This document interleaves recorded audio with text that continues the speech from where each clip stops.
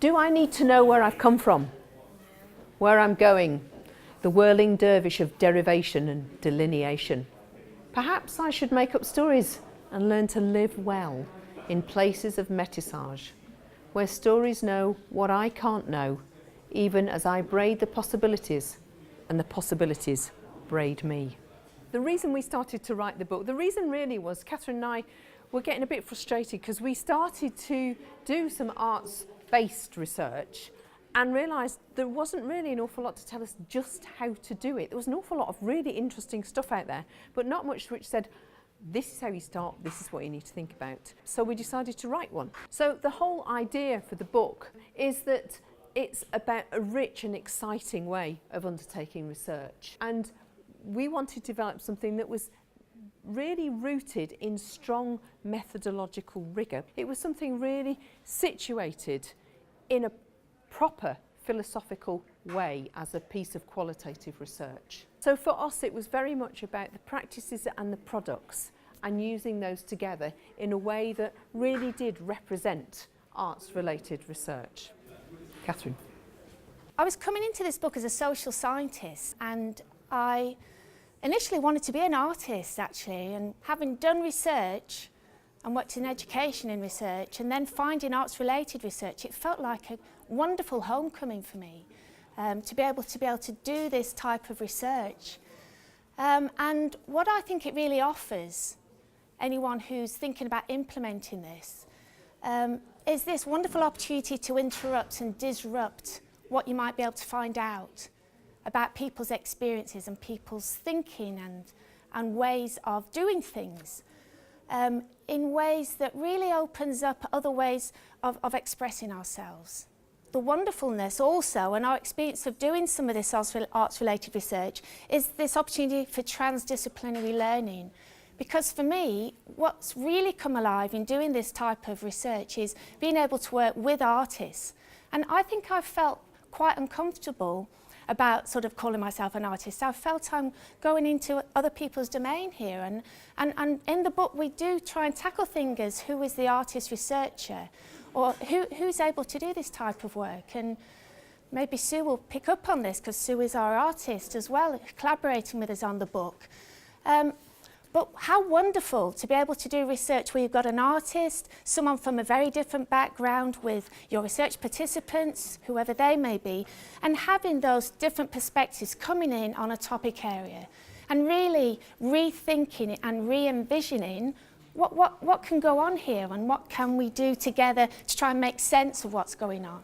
And this incredible value of play and celebration and wonder by just getting people to perhaps think about things through different mediums, through different art forms, whether that be music, collage, poetry, dance, performance, felt so rich and exciting and opened up people to access that creative part that we all have, I think perhaps within us, that you can find. So as well as working with new people, in partnerships with new people to bring out new imaginings and new ideas and forms of expression, it was this wonderful time to be expressive and creative. We also recognise the importance of this being robust and theoretically situated. And it is critical research. It is about understanding the theory, the practice, the doing, and the reflection. So that's so important. I think also this material productivity was really exciting to me because that's about how artists' materials or things have their own intelligence. A play has its own intelligence, a poem does, a piece of sculpture, a piece of art has its own intelligence, but that's sort of brought to life through an artist's creative intelligence, with a researcher's intelligence and participants' intelligence. So the materials come alive in this way of expressing what can be shared. And aspects of flow, about people being immersed in doing something like this as a piece of research, can be really enlivening. So I, in the book, one of the chapters focuses on analysis and interpretation in arts-related research. And I think some of the time, Maggie and I were thinking, so what is it that makes it different to traditional forms of qualitative inquiry? What is it about arts-related research That's the different bit about it. And I guess we were thinking we can learn a lot from what we know about forms of analysis in qualitative research. But what are we doing when we're analysing in arts-related research, analysing data? Because data is maybe coming in different ways than your typical focus group transcript and interview. And because the actual data is the making and the doing, it requires a different way of thinking about analysis and interpretation. And perhaps we thought it deserves another language to help denote it as being arts-related. We have to think methodologically about what actual type of inquiry we're doing and how that can be arts-related. So on that point, I'm going to hand over to Sue. I'm very excited to be invited to contribute to the book because what's important for me was that this kind of research was being put into theoretical context, and there was an awareness that doing this sort of work is the coming together of two different professional practices, which both have their different demands, and also that required as rigorous an attention to the mechanics of the research process as any other kind of research does.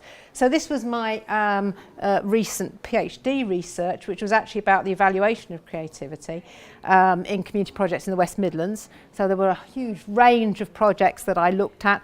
I was looking at the impact of creativity on being creative on people, and I was looking at how you evaluate it and how you research it. And I came up with an approach based on the idea that evaluation should have these kind of qualities.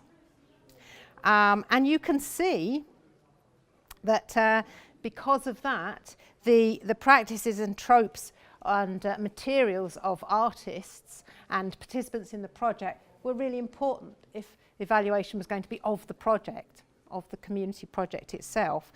And you can also see by this part of my conclusions that my epistemological stance is that there are many kinds of truth and many sorts of truths and many voices are important. And I was very much inspired by the famous quote, in fact, in the field from Eisner, which is not only does knowledge come in different forms, but the form of its creation differ. And if we agree with this, then we need to be looking at how we're creating the knowledge and the processes for creating the knowledge.